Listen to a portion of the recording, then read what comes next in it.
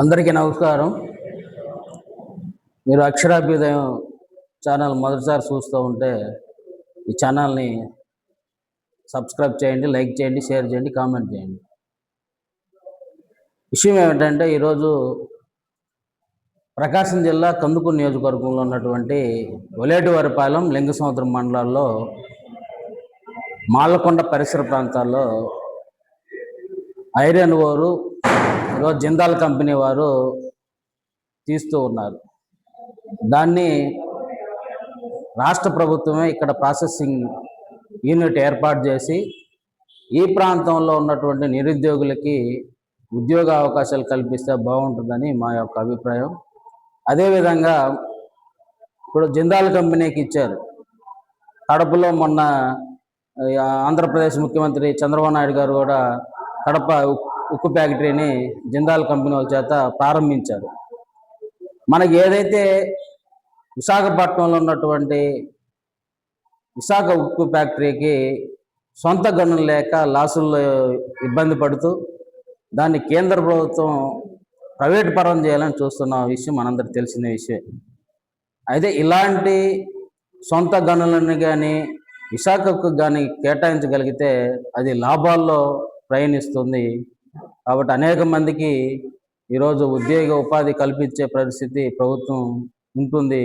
కాబట్టి ఇక్కడ ఉన్నటువంటి ఐరన్ ఓర్ని జిందాల్ కంపెనీ కాకుండా ప్రభుత్వమే స్వాధీనపరుచుకొని ప్రభుత్వమే ఇక్కడ ప్రాసెసింగ్ యూనిట్లు చేస్తే ఈ ప్రాంత ప్రజలంతా అందరికీ ఉపాధి దొరికే పరిస్థితి ఉంది. ఇక్కడ అనేక మంది నిరుద్యోగులు ఉన్నారు.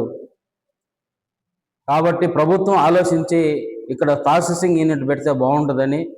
ఎందుకంటే అక్కడ టెక్నికల్ కానివ్వండి, నాన్ టెక్నికల్ కానివ్వండి, అనేక మంది ప్రజలకి, నిరుద్యోగులకి, విద్యార్థులకి ఇక్కడ ఉద్యోగం కల్పించినటువంటి ప్రభుత్వం కల్పిస్తే బాగుంటుందని వామపక్షాలుగా మేము కోరుకుంటూ ఉన్నాం. కాబట్టి ఇప్పటికైనా ఇప్పుడు జిందాల్ కంపెనీకి ఇచ్చినటువంటి ఎన్ఓసిని రద్దు చేసి ప్రభుత్వమే నిర్ణయిస్తే బాగుంటుంది. కనుక ప్రభుత్వం యొక్క చర్యని దృష్టిలో పెట్టుకోవాలి. అదేవిధంగా అక్కడ ఉన్నటువంటి మాలకొండ చుట్టుపక్కల ఉన్నటువంటి కొండలన్నీ కనుమరిగే పరిస్థితి ఉంది. అక్కడ ప్రభుత్వ భూమి ఉంది, అసైన్మెంట్ భూమి ఉంది, అదేవిధంగా ఫారెస్ట్ భూములు కూడా ఉన్నాయి. కాబట్టి అక్కడ ఎవరైతే భూములు కోల్పోతున్నారో వాళ్ళందరికీ ఆర్ఆర్ ప్యాకేజీల ద్వారా వారికి నష్టపరిహారం ఇవ్వాలి. అదేవిధంగా ఈ అడవి శాఖ సంబంధించి అనుమతులు లేకుండా అక్కడ తవ్వకాలు కూడా జరుగుతూ ఉన్నాయని మనకు తెలుస్తూ ఉంది. అడవి గ్రీన్ ట్రిబ్యునల్ కూడా పర్మిషన్ ఇవ్వకుండా వీళ్ళు తవ్వేస్తూ ఉన్నారు. కాబట్టి అడవి శాఖ దానికి కూడా పర్మిషన్ లేదని మాకు తెలుస్తూ ఉంది. కాబట్టి ప్రభుత్వ భూమి కాబట్టి ప్రభుత్వం తవ్వుకునే ఇబ్బంది లేదు. కాబట్టి ప్రైవేటు భూమి, అక్కడ ఉన్నటువంటి ఫారెస్ట్ భూమి కూడా ఇబ్బందిగా ఉంది. తద్వారా ఈ చుట్టుపక్కల కొండలన్నీ పోవటం వల్ల మాలకొండకి నియోజకవర్గంలో పుణ్యక్షేత్రం అయినటువంటి మాలకొండ కూడా కనుమరుగే పరిస్థితి ఉంది. ఇప్పుడిప్పుడు అక్కడ డెవలప్ అవుతూ ఉంది.